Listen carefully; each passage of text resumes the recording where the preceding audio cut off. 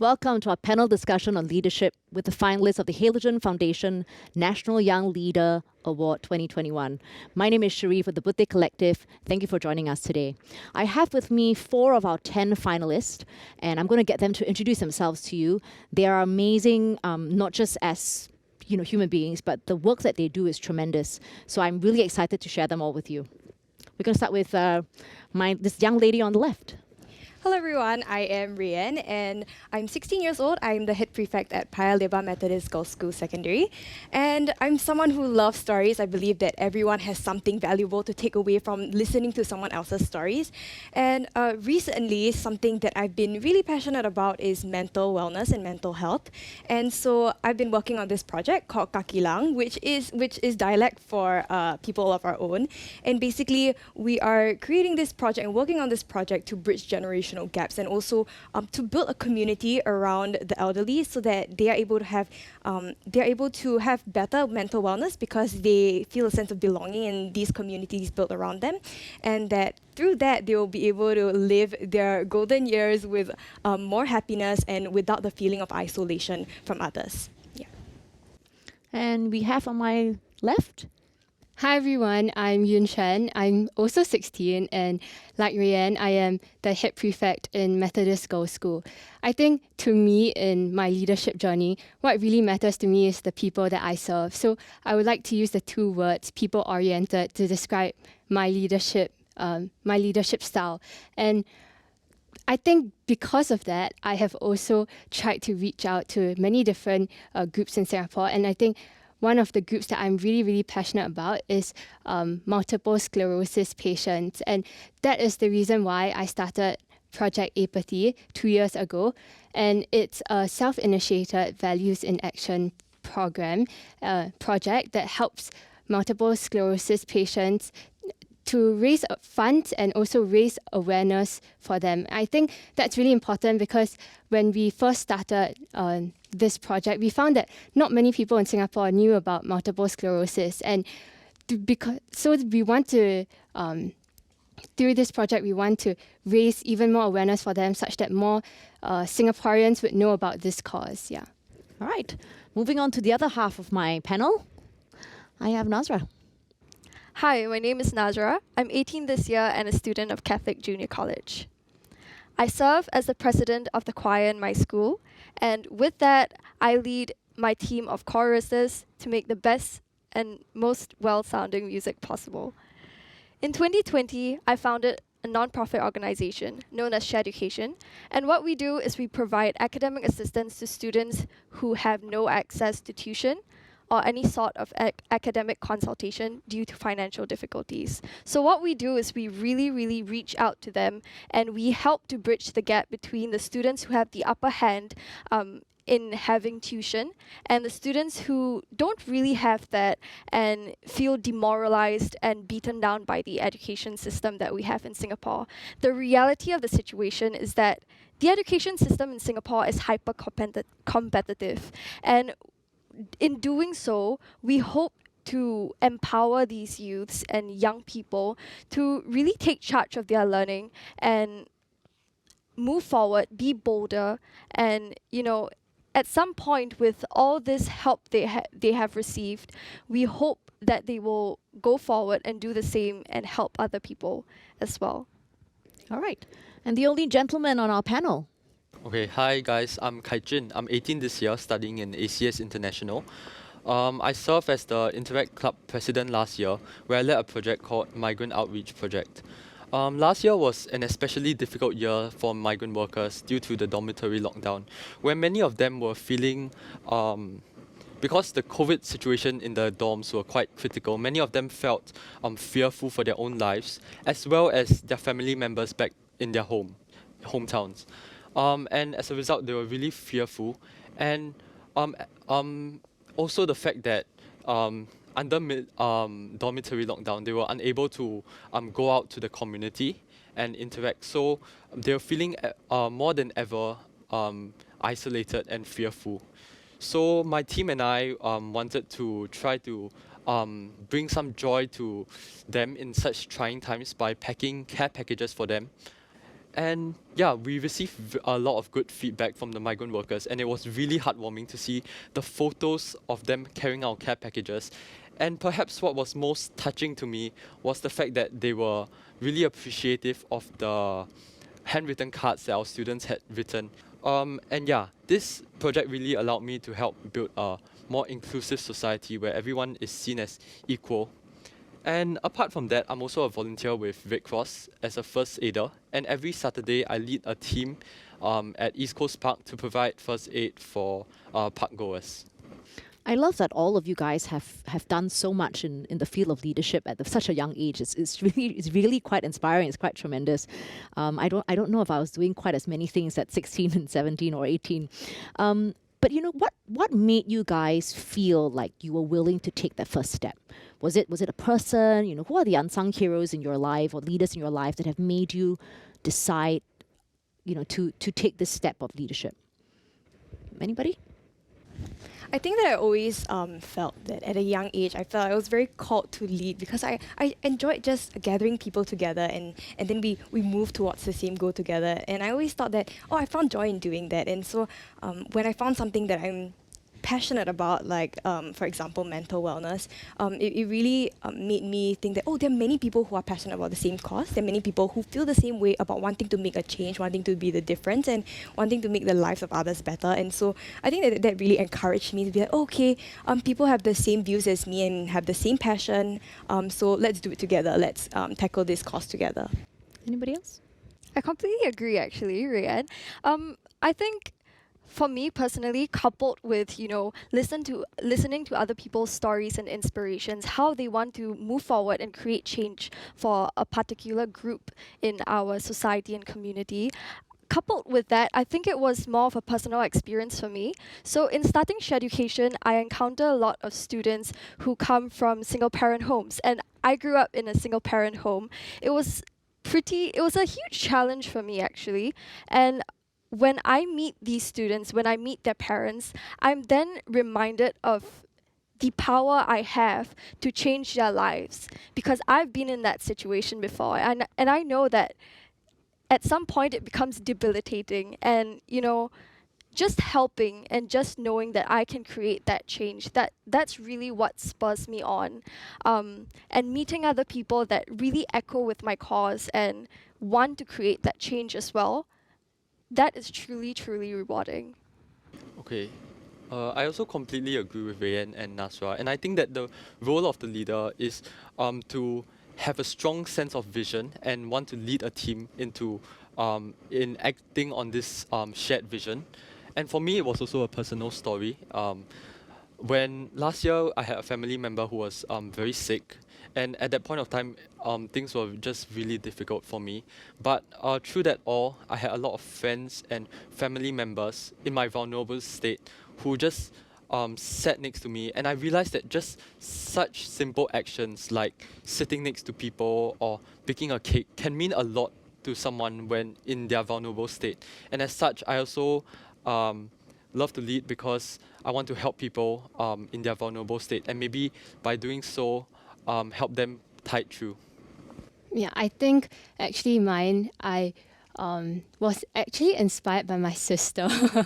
Nice. Because to me, my older sister had always been the one who was like a role model to me, like ever since young. And she would come back home from school, and she was a prefect then, and I would look at her and I would be like, wow, that's so cool, and I want to be like her too. And that's partly the reason why I started on my leadership journey. And as a leader, I've found so much joy in leading and serving, and I've found how meaningful leadership can be. And that's why I think I have come to where I am today, just because of that admiration for my sister and her being an inspiration to me. And I think that's really what brought me to who I am today. And that has gotten me to think about so much more that I can achieve. And as a leader, what I can do to impact the community that we are in and the community that we serve.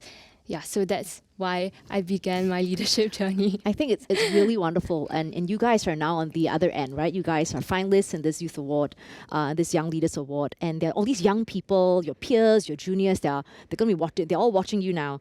And so, what's your advice actually to other young people who are your peers or younger than you, who are kind of inspired to lead, but they're kind of afraid?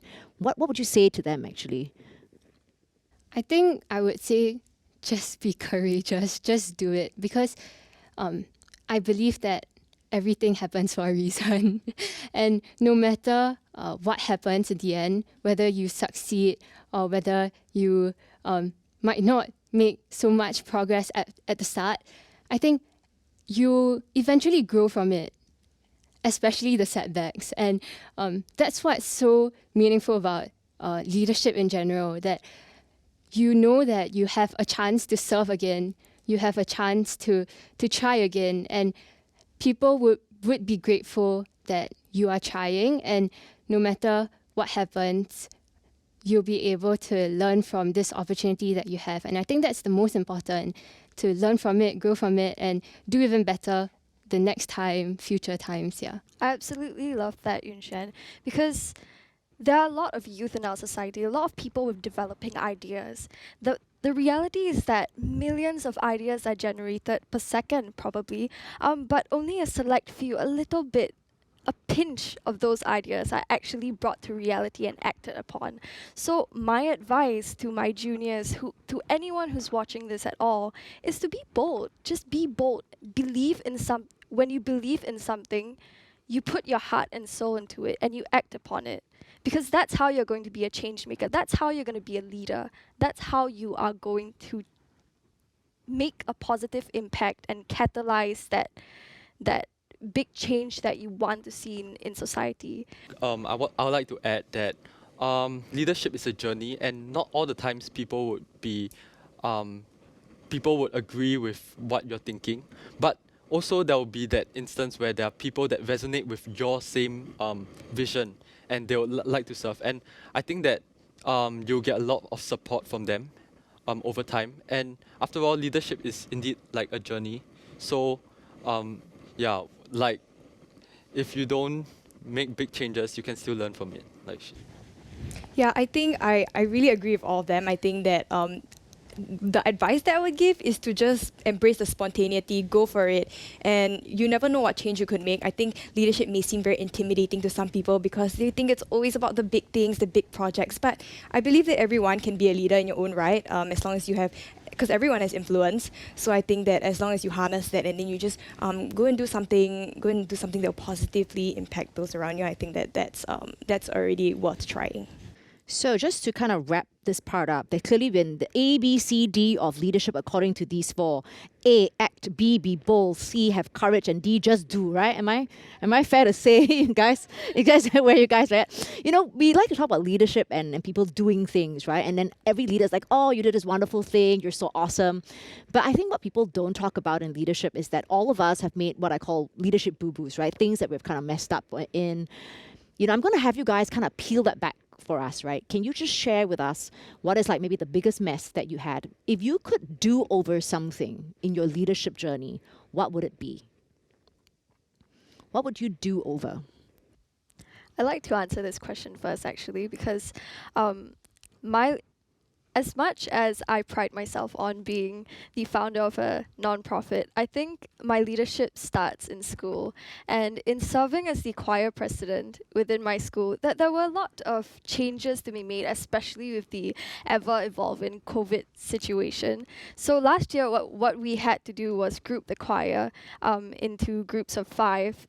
And from there, that's where we practice and develop ourselves in our musicality. The problem is, me as a leader, I found it very hard to divide and conquer.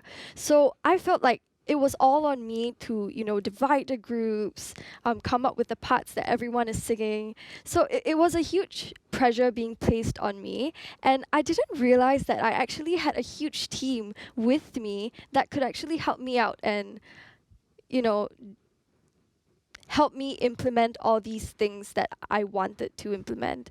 So if I could have a do-over on this, it would definitely be making use of all the resources I had, and leveraging on each and every one of the strengths of the people that I lead in piecing all the pieces together to create a more smoother, bigger picture in that sense. Can I also add that, like you, one of my biggest challenge in my leadership journey actually arose because of COVID.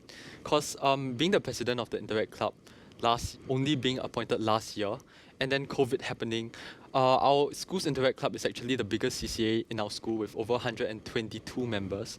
So it was really difficult to plan any event, like service project, that you can't go out to the community and you have to maintain social distancing measures with 122 people. It was just really difficult. And I think, so I was very fortunate to have a very good team to lead, to launch this project called Self-Initiated Service Project, where we allow our students to lead their own projects in separate groups.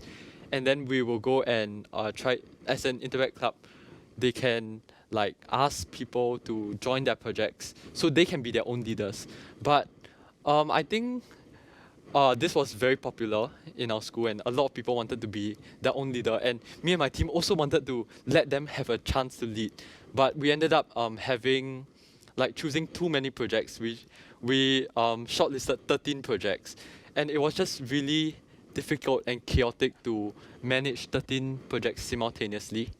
And yeah, I have to say I'm very lucky to have an excellent EXCO team with me in the Interact Club.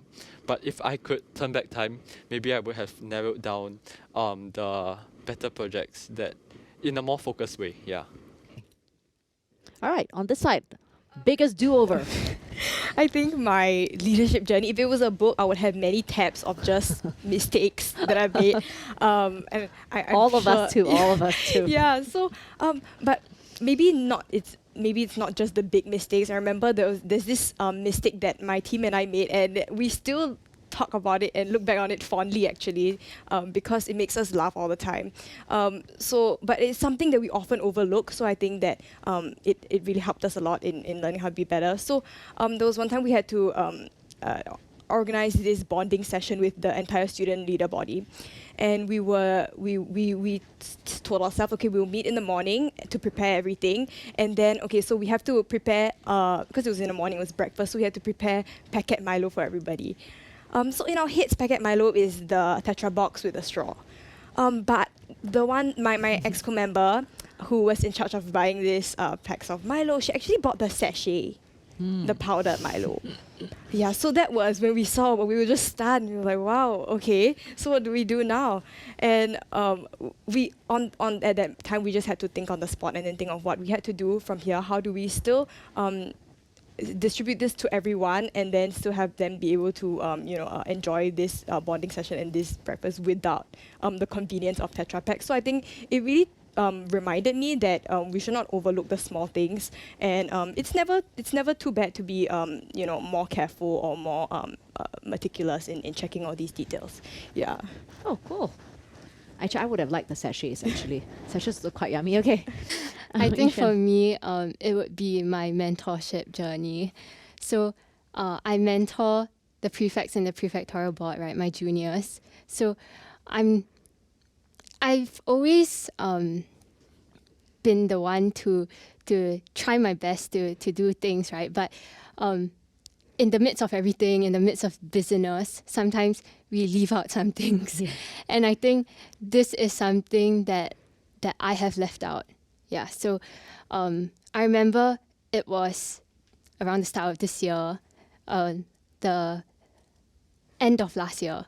So I had been tasked to mentor my juniors for orientation. And orientation is such a big thing because it's for all the Sec 1s, the new Sec 1s who are coming to our school the following year. And I think that something that I had overlooked was the mentorship of my juniors who were planning orientation. And so when orientation came, everyone was so busy. We had so many things to do, right? And that that kind of made us really scared, really stressed. We didn't know what to do sometimes. And my juniors, who had even less experience than me, they were panicking. They were like, what do I do? What do I do, right? And in the end, we felt a bit disappointed with the end result. So when I saw my juniors, when I saw my juniors looking so disappointed, saying, oh, I should have done a better job, that was when I felt like, oh, I should have done a better job. Yeah, and that's something that I have really learned and grown from. I would never forget what happened, and I'll continue to work on it. Yeah, and I think that's something that I would redo if I had the chance. So we have, A, B, C, D, right? Act, be bold, have courage, just do, and then to now after this we have empower others. We have focus on what really matters, focus on the small things, and finally, clearly, with all of you guys, you just go with the flow, right? G for go with the flow. I think in leadership, being flexible and adaptable is one of the core tenets of what makes a leader a leader. What has been the biggest challenge in this last year of the pandemic that you guys, as in your work that you do, have had to navigate? What is the biggest challenge that this pandemic has thrown at you that you've had to navigate in your work? I think I can go first. I think that probably the biggest challenge, I think everybody can relate with this, is that the pandemic itself has caused us to have to work within these boundaries, work within these restrictions. And so I think that put us in a really tough position because we had to work with the updates, the constant updates, and of how many packs could we have in one gathering, and also what are the rules that we have to stick by. So in the planning of many events with my team, it was really hard because once we planned this specific way of doing things, we had to change it according to the next updates. And so yeah, I think that was the biggest challenge, but it also taught us a lot about how to work on the spot and also how to just adapt to whatever changes are around us. And I think that in itself makes this year or the past year a very valuable experience for all of us. And I think the learning is just so valuable from a tough situation like this. So, Exactly, Ryan. I was just thinking of that. Building upon the story that I shared before on being the choir president and having to navigate such tough times during the pandemic, I think the essence of a choir is, singing in a room together. You have a big group of people and you just witness the camaraderie of everyone just enjoying themselves and making music. But because of the pandemic and the challenges that it's posed for the choir, it was extremely hard for us to navigate that because firstly we had to divide everyone. So then the resonance that you hear from everyone singing in a group together, that's gone. That's completely gone. And it was really heartbreaking because I've been singing since I was a little girl, and I've been in choir for now 6 years. So I've always loved that resonance, that sound that you hear in a big space with everyone. And with the pandemic, we couldn't do that at all. So the biggest challenge, I'd say, building upon the story that I shared before, was dividing everyone to adhere to the safe management measures that our school had set in place, and making sure that we could still preserve the little joys and the little essences of being a chorister and that true meaning of making music with other people. And with the pandemic, it was extremely hard to navigate with them, but thankfully I had such a brilliant executive committee that worked with me. And for the first time, I'd say, after putting all that pressure on myself, I felt a bit less alone. And yes, that entire process, of planning and having to adhere to all these measures, it was extremely hard to work around. But I'd say that the most rewarding part was at the end when we managed to hear our SYF recording, because that's what we were working towards. Hearing every single recording being pieced together into this beautiful tapestry of, music in itself, it just reminded us that, hey, this is the music and this is what we've been wanting all along. So it was really rewarding just hearing our recording at the end. Although that was a really challenging experience for us to walk around, and tears were shed and all of that. It was a really stressful experience. It was very, very rewarding. I mean, one of the things that we also know in this pandemic is that we have to just keep up. I mean, you guys talked about it, right? Staying agile and flexible. So, Katrin, I want to ask you, how do we make room for continued learning as a leader? How do you make room for continually learning and upgrading yourself, just to keep up with all the crazy that's happening in the world? I think you can never know anything. So just don't be complacent and always stay humble. No matter how much you think you know, always be ready to adapt to changes, and be reflective. Yeah, for me, I think it's really about reflecting on your journey and growth so far. That's what really makes you find out more about yourself.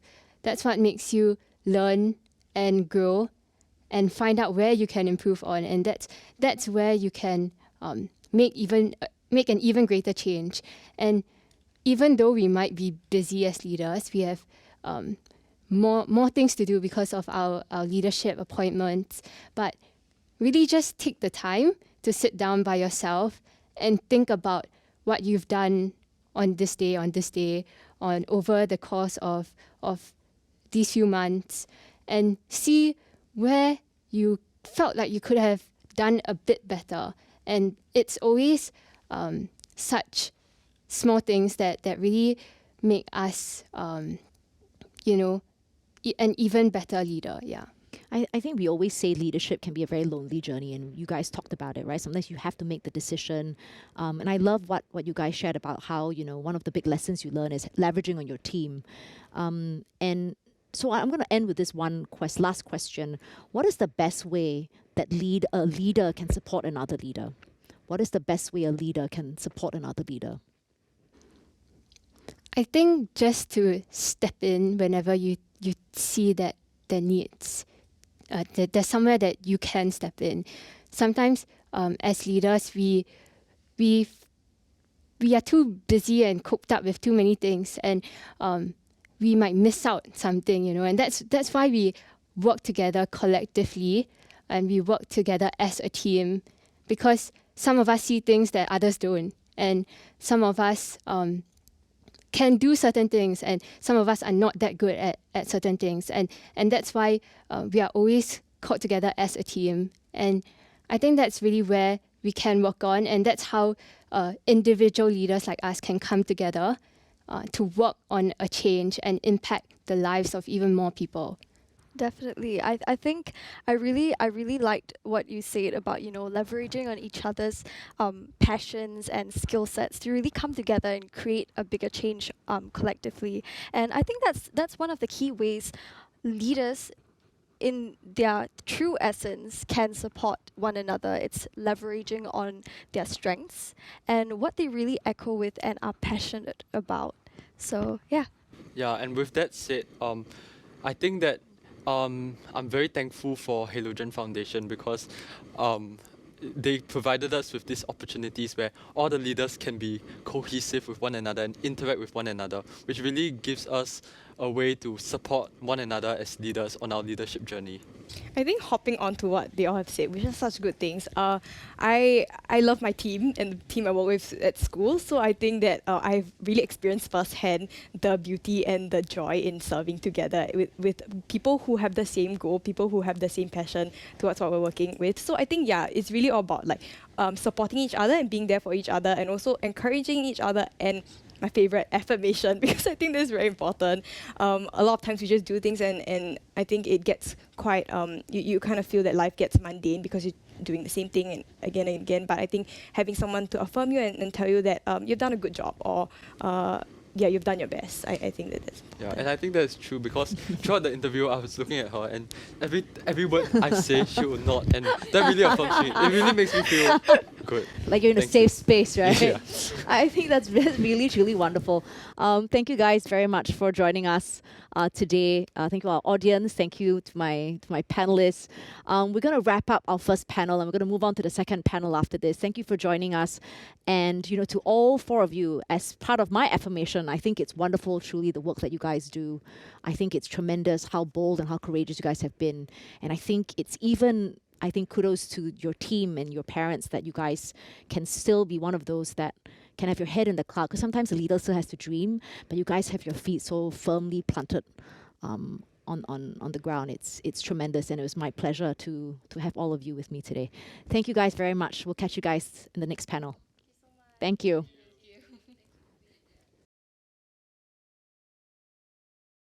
Welcome back. Thank you for joining us again in panel 2 of our leadership discussion with this year's finalists of the National Young Leaders Award from Halogen Foundation.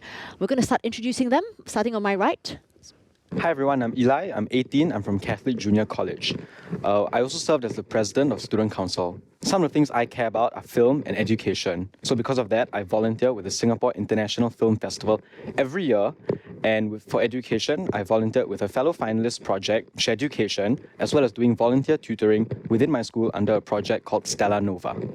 Hi guys, I'm Feline, I'm 18, I'm from Tampines Meridian Junior College, and I'm especially passionate about the elderly and as well as environmental sustainability.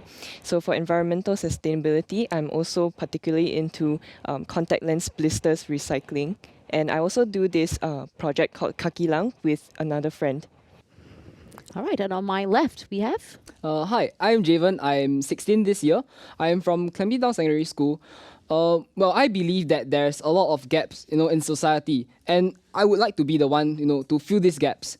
Yeah, so many people think that, you have to do big projects in order to be a great leader, but in fact, what they don't realize is that you just need to do, small, little things that can actually make an impact in other people's lives. So, for example, I regularly, try to go out into the Boon Lay community to, serve my elderlies, or even in school, try to give back to the migrant workers. Yeah.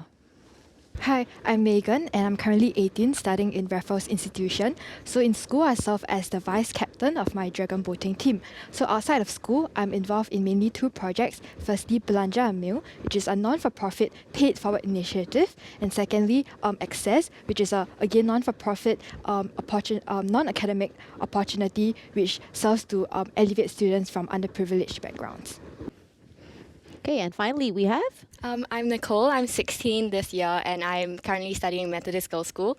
I serve as the head of discipline in my school's prefectorial board. Outside of school, I'm very passionate about empowering children and about elevating their lives and ensuring that they have equal opportunities to various opportunities in society.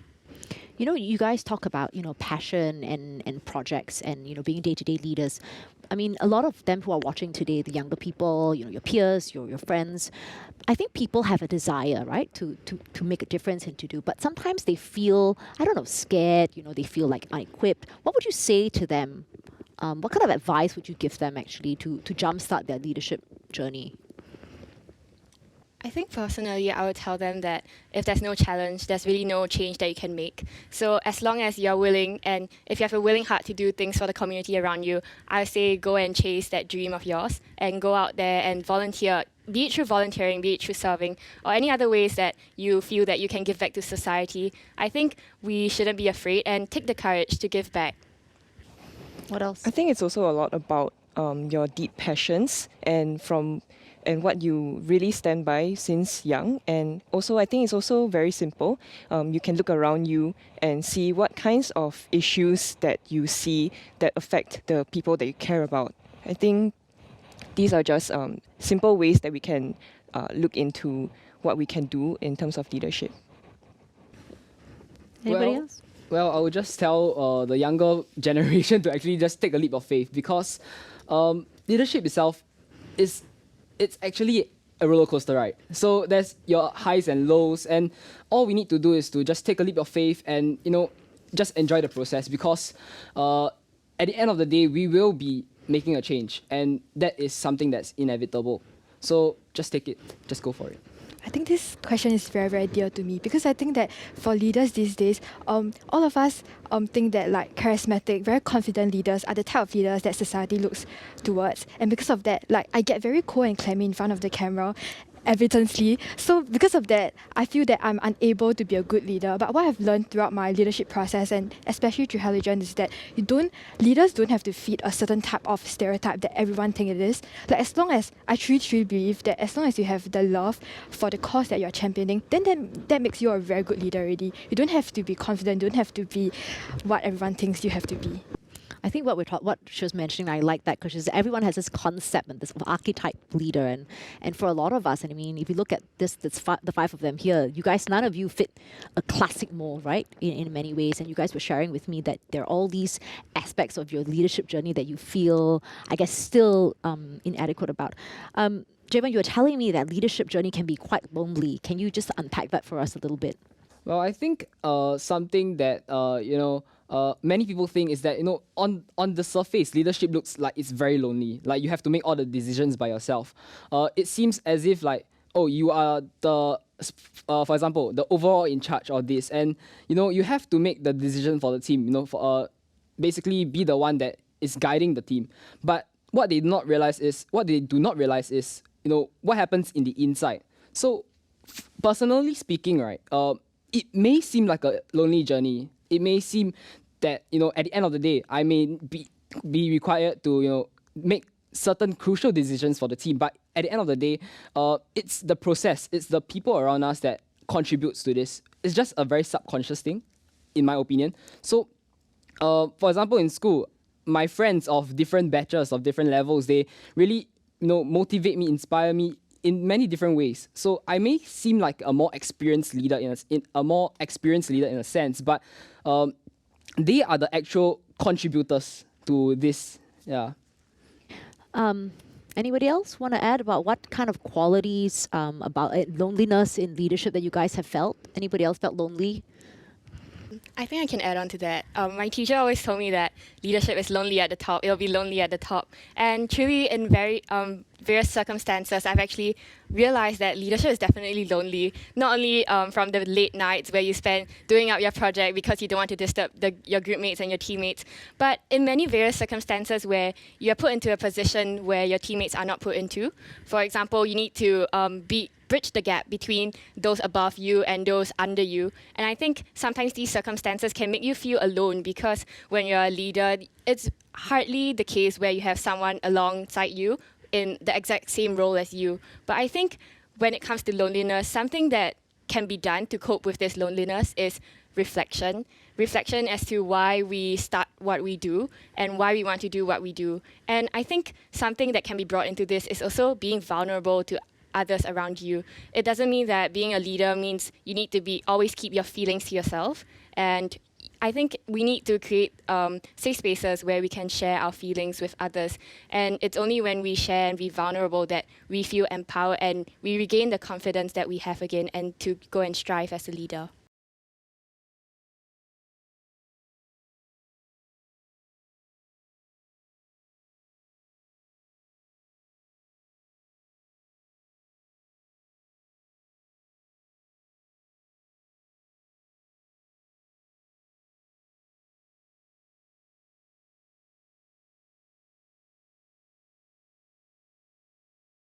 So for starters, my rhythm is really bad to the point that the coach would be screaming at me at the top of a voice behind the board, and I would get very scared, and it would mess up my rhythm even more. And when I was elected to become the vice captain, I was like, oh no, how am I able to push the team forward when I'm struggling to even keep up? But then what I realized was that the team selected me for a reason, and despite all the cons that I have, the team still selected me, and because of that, I shouldn't let this problem of my rhythm weigh me down. So, for example, for our internal competition, I was selected to be the pacer for our team. So for pacer, as a dragon boat in a dragon boat team, a pacer is the most important role because you have to set the pace for the team, and that's a high order because it's a tall order because I don't even have a sense of rhythm, right? But I think through hard work, through talking to my team, through communication, and through talking to my teachers, through raised visualization every single day, we were able to emerge first in the competition. So I think that whatever challenge challenges that you might be facing now might seem very tall, might seem insurmountable, but in reality, you can do it as long as you take the first leap of faith, as what Javen said. Yeah. Flynn, I want to ask you about your project actually, because you have an oddly specific, but to me very, very interesting project on recycling contact lens blister packs. Can you just kind of share with how did that come about, and what made you decide that this was the thing you wanted to champion?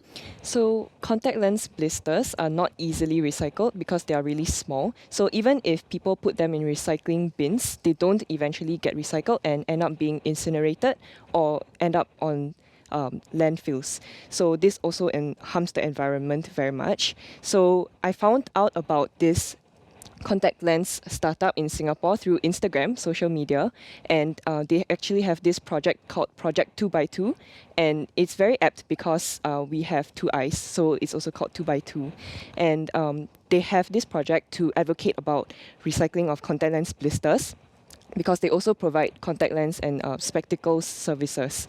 So what they do is they collect contact lens blisters from the public, and regardless of whatever brand that these contact lenses come from, they still support the collection of these contact lens blisters.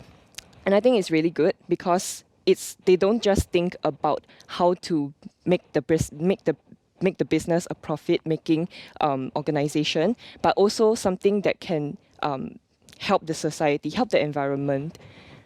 So how did you get involved, and you wear glasses, right? So how did you get involved in this project? So I wear glasses now, but I actually also wear contact lens, and I found out about this startup initially on Instagram, but also after that, eventually, I also found out that my CCA, Interact Club, also liaises with this company.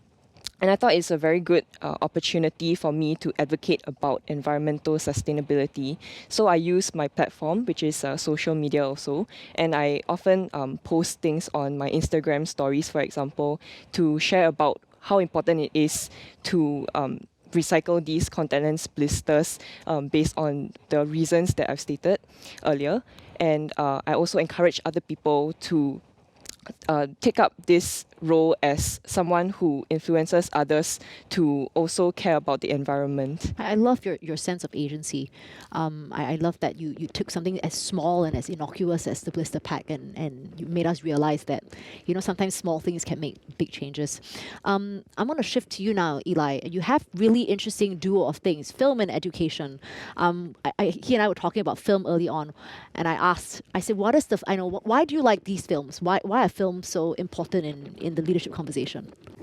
I mean, I was naturally drawn to it because I grew up watching movies.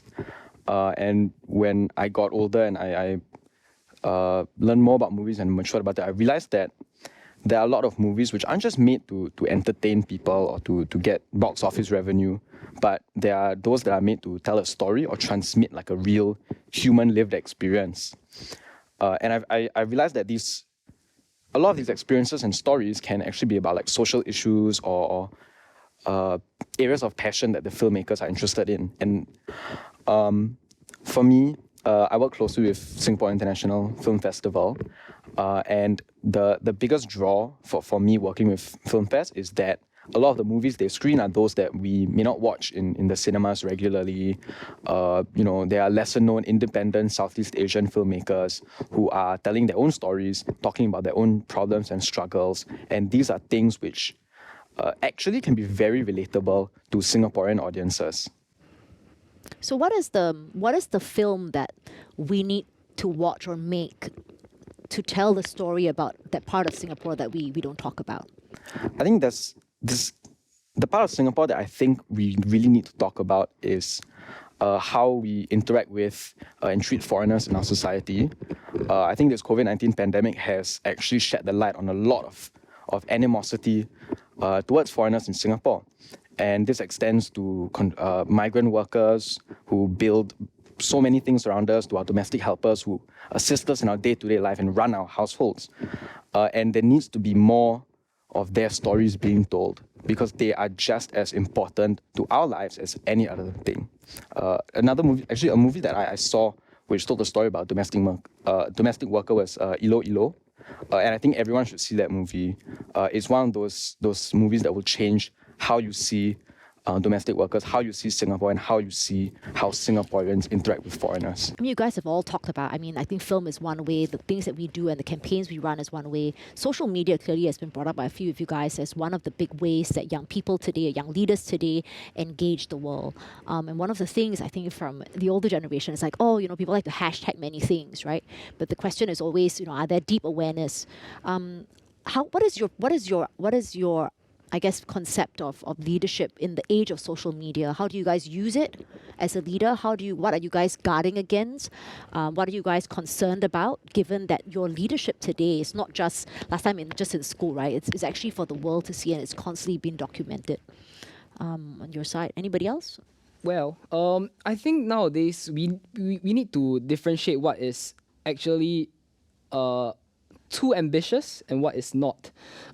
So there's the Black Lives Matter campaign going around on social media, and many people think that through just hashtagging BLM, just reposting Instagram stories of perhaps some movement, they can actually contribute a lot.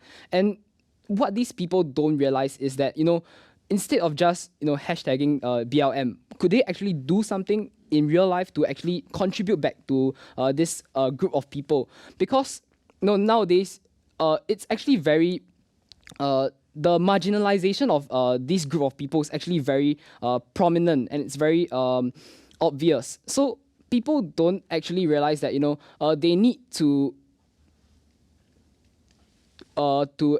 put their words into action. So action speaks louder than words. So instead of just going on social media, I mean, the power of social media is very is insane, don't get me wrong, but instead of just through social media, they need to go and do things. So I mean, we talk about talk and action. There are a lot of things that leaders do, right?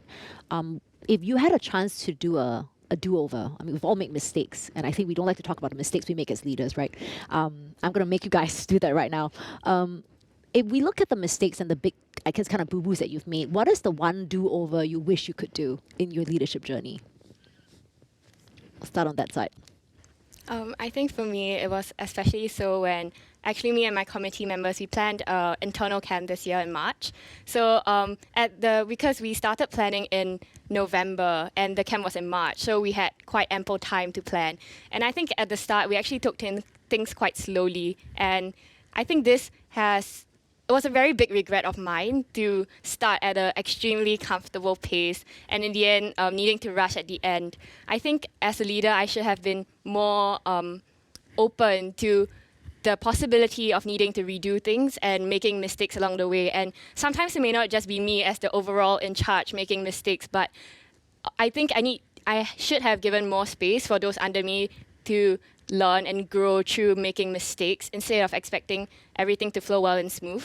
And also on the other hand, I also think that I could have given them more support emotionally, and instead of just telling them, oh, you need to do this by this, and just checking in on them from maybe once a week, I think I could have done it more often and also more personally, instead of just focusing much more about the leadership, but focusing more on who they are as a person and how they're going to grow as a leader through these processes in school. Megan? Definitely agree. I think the reason why I keep preaching about sustainability is because of a very quite a story that I really regret a lot, and that's because in the past when I was a bit younger, I really like to hop onto bandwagon that I didn't know where it was gonna take me, but I just like to do that because everyone was doing that as well. And in secondary school, I started a lot of VIA projects, and thinking back now, I felt that the time that I've spent didn't really translate to much action, and it didn't really impact the people that I wanted to impact. So, for example, I did a project which is in collaboration with Yellow Ribbon Projects for former offenders. But I felt that the impact that we tried to make was not to the former offenders at all, or maybe very little only, and I didn't really put much thought and effort into that. So that was something that I really regret a lot, because I felt that this project has so much potential, but I didn't really continue with it to the end, which is why I really preach on sustainability, that if you really want to be a leader, if you really want to champion your cause, you should do it because you love it and not because other people are doing it as well. Javen, how about you? Well, tapping on what Nico said, yeah, I think leaders need to be very open in whenever they do things. So, at the start of this year, I also did plan a camp, and I actually thought that it was all going it was going very well because we were all dancing to Dynamite by BTS. We were all planning the campfire segment, but one thing I did not realize was, in the midst of having fun, in the midst of being ambitious, in the midst of having the end goal in our mind, whenever we plan stuff, we would want the best. We want the best of everything. So in my mind, I was planning, to live stream a campfire from the quadrangle to the parents for the parents to see. And at the end of the day, what I didn't consider was the feasibility. So we need to be open to the changes that should come, and we should be able to differentiate between being too ambitious and being just being feasible. Yeah. I think on that note, I want to ask you guys, maybe put you guys on the spot a little bit. If you look at all the senior leaders in the world today, the leaders that, we grew up kind of like, oh my God, they're like, we're fangirls and fanboys about. What one quality do you wish they had more of as senior leaders today? What is the one thing you wish they had more of? Anybody want to start first? For me, I think it's more of looking out for the younger generation in society, because I feel that as an older individual, many a times you're focused about societal matters that involve working age populations or even the elderly. But sometimes I feel that the young may be neglected. For example, teenagers like us. I'm not saying that there are no social infrastructures in place for us, but I think the relationship that senior leaders build between themselves and people like us can be strengthened in many various cases, because as teenagers we are struggling. Many of us are still struggling to find our identities, struggling to find who we are and what we do, why we do what we do. But I think senior leaders, having gone through such experiences like we do, they can give and they can provide insights on how we can better ourselves and how we can find a track in this world that we can embark on and lead lives that we'll be happy in. One thing I think that the world leaders should have is the value of empathy. So, like what Megan said just now, in our leadership journey, we may get sidetracked, and in this perspective, I think from a point of view, it would basically be not knowing not knowing the situation of the people around us. So one thing I notice, or one thing I feel, is that world leaders don't really perhaps they don't really take into account the marginalized group in Singapore, or the unseen and unheard, or even the people who are facing a lot of a very dire financial situation. Although on the surface it may look like there is a lot of there are stuff done for them, but I don't think it's enough. Yeah, so these people, I feel like whenever Singapore or any other country in the world, they try to progress forward, we have to take into account these people, because at the end of the day, whether our country will progress or not, it basically depends on that group of people. So I think we need to take the so-called marginalized group as serious as we take our exams, or a very important occasion or something. Yeah. Thank you. Yeah. Lynn. I think on that note, like what Nicole has said also, I think it's a lot about inclusivity, and a lot of the times we often see senior leaders as tall and mighty people, and we feel very distant from them as individuals on the ground, commoners. And I feel like something that can be improved is the relationship between senior leaders and the rest of the population. I think it's also very evident in our community currently also. There are also many ministers who take it to the ground and also engage in activities, for example, with many of the people in their district or community. And I think that is something that senior leaders can also adopt, and hopefully everyone in a country or a community can also become more integrated and have better relations with one another, communicate better as well. I mean, for me, it's less red tape. Uh, I mean, there are so many times when people our age, like youth, they want to start a project, whether it's in school or in the community, and obviously you can't avoid dealing with like the authorities, the governing bodies, the senior leaders, and at least from my experience, there's a lot of like bureaucracy and red tape and like approvals they have to go through, which can slow down the entire process. And it can end up being like a slog, because what started out as something like of an area of passion, something that you want to tackle, has now become something where you need to like churn out multiple reports on just to get it approved. And to me, I think the key is about like flexibility. Senior leaders can be more flexible in how they would deal with, say, younger leaders' ideas or plans. Then I think that the relationship between younger and senior leaders and the projects and plans that they do together can be better. I think the pandemic has really given us an opportunity, right, to kind of see red tape at its best and flexibility at its best as well. How has the pandemic changed you as a leader? How have your leadership journey have to be, I guess, tweaked and massaged to better fit a pandemic world that we live in? Actually, at the start, before the pandemic, I used to think that leadership is something that can only be done if you have a title. Let's say you have a badge or you have a tie, because I think in our society, especially since primary school, you have class monitors with their badges, prefects with their ties. So naturally, I thought, oh, okay, so I need a tie to serve. But then I think in the pandemic, things were very different, especially during circuit breaker. Even though I'm a prefect, there was no more wearing of ties in the morning, no more doing your morning duties.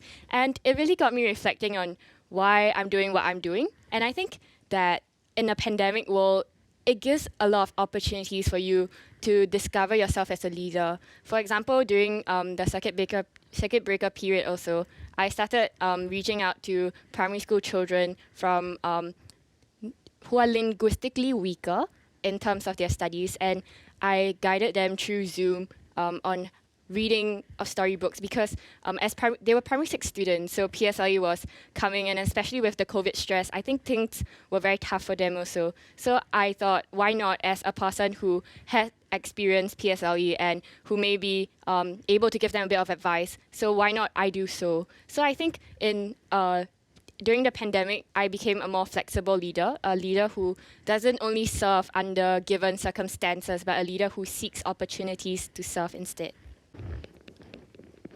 I think a lot of it for me is about creativity, especially during restricted times where physical contact is not really allowed per se. And for me, especially in my activities in Interact Club, when we engage our beneficiaries, we often use technology like Zoom and to engage the elderly and conduct activities with them. And this actually got me learning a lot more about my knowledge about technology and how to navigate these devices and sound and audio visuals to be able to still have the same effect of letting the elderly feel like they are welcome.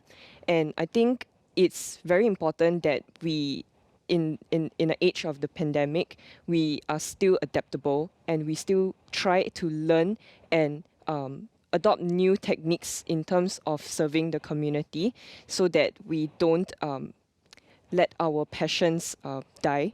Yeah. So how does pandemic change you? I mean, you mentioned earlier the red tape has gotten in the way of things. Getting plans approved with SMM in mind is a nightmare. In CJ, we have this concert. It's like a tradition in CJ called Rockefeller. But because of the pandemic, we couldn't hold it. And this year, we almost got to the point we could hold it. But because of all the SMM restrictions and it changing so much so fast, the school management decided that we shouldn't go ahead with plans, which was painful to go through, of course, but it had given us perhaps greater insight into how we can plan things around the pandemic to work with our circumstances.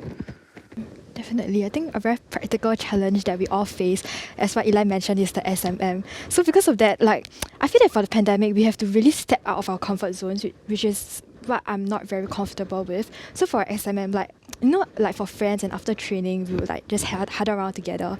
But because as a leader, you can't afford with public taking pictures of your school and sending and all that.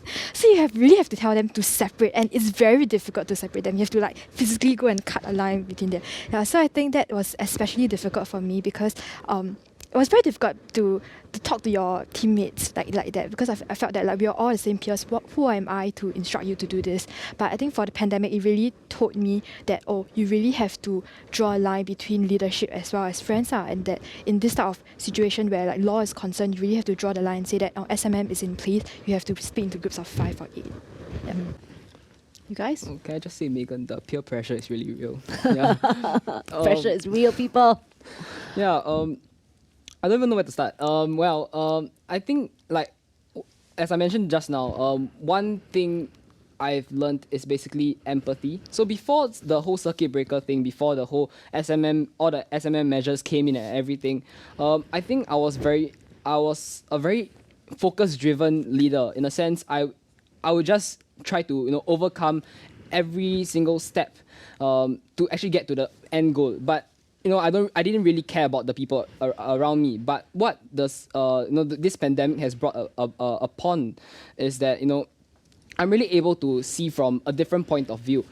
So for example, the migrant workers, they were saying that Singapore has a gold class response to COVID-19, but we all didn't notice the migrant workers and their living condition. So that really taught us a lesson in the sense that we need to change our perspective, and this has taught me to look from my teammates and team members' perspective and really go and do stuff. Yeah.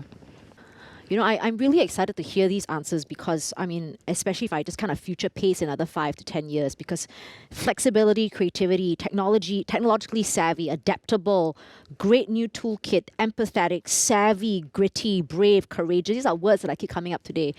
And I'm really excited because you see young leaders today, and in 10 years, these young leaders are going to be the leaders of Singapore tomorrow, and they're going to take with them all these lessons that they have, gleaned from living in this extraordinary time. And I think it's wonderful. I have one last question for each of you.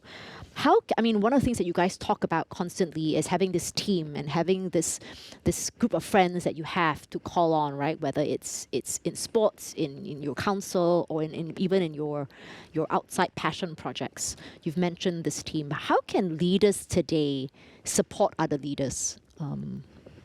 How can we better be assets to our fellow leaders today?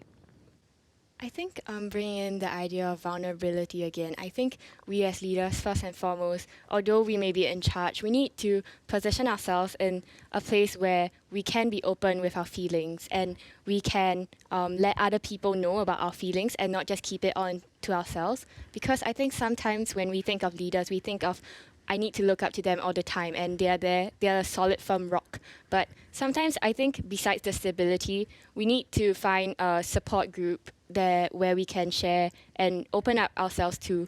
Because I think as a leader, confidence is not something that you always have all the time. And there are times where you feel very bad as a person or very nasty inside, like, why did I do this to them? Or why did my plans go this way? But sometimes I think having a listening ear or even providing a listening ear to others really makes a lot of difference because you feel reassured and you feel that, someone out there is actually feeling the same way as I do. And I think when we support each other and create such support systems in place, we feel more connected to other people in society as well. And we feel it's sort of radiating love and also radiating hope in a sense that all hope is not lost. And there are people who can help you and bring you up, and not that you always need to be the one to lift others up. Yep, definitely agree with Nicole, I think.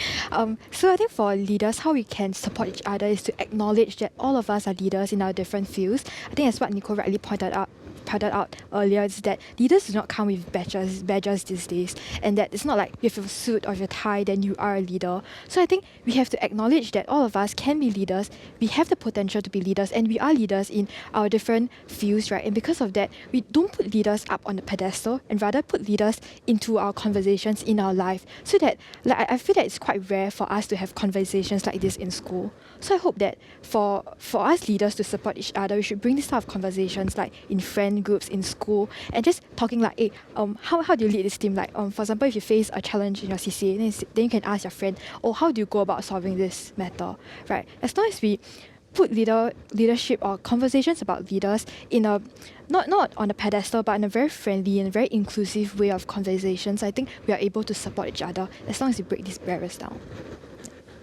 Well, one thing I think, what's stopping leaders from, supporting each other is basically our egos. Often the time, I think people put their egos before their logic, so they don't really think about, their actions. They don't really think about, why they reject this. So perhaps it could be like, oh, I don't like you, I'm going to reject whatever ideas you propose. So I'm basically putting my ego before my logic. But could it be possible that if I took a step back and think about it, the idea was actually better than mine? Yeah.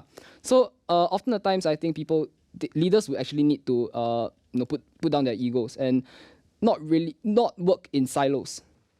And I think on the note of vulnerability, like what Nicole said also, I think there's also a need to know how we can approach other people in terms of love language, for example. And I think I've done this test before. There are categories such as gift giving and acts of service. And I think these are some ways that we can use to better approach other people. We can ask others what is their love language and what our own love language is. And I think this is a way we can connect with others better and be able to approach them on the topic of vulnerability, for example. And perhaps empathize with them better, because we actually know how what ways these people are more comfortable with talking, and yeah. I think one of the best things that I've heard from today is this movement of leadership, a new concept of leadership that's, I think, coming up as something that's more important. I think for many years we've always looked at project portfolio, right? You showcase, you write your resume, this is what I've achieved and all of that. And I think with young leaders like you guys and social media and the new way of how the pandemic has forced us, I think we're moving into a time of what we call a portfolio.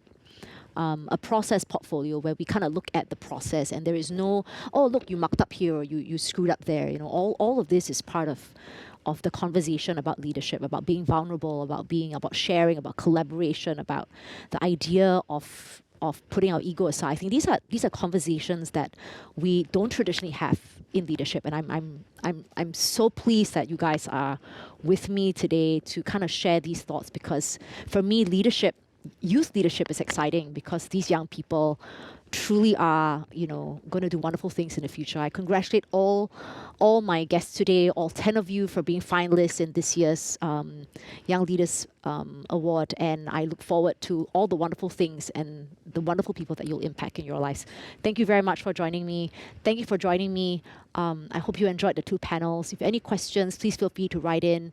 If you have any queries about leadership, have a think about it. I think our panelists today have given us wonderful insights and things to chew on. I know for sure I'm going back to think about how I can rethink leadership, and I hope you do too. Thank you.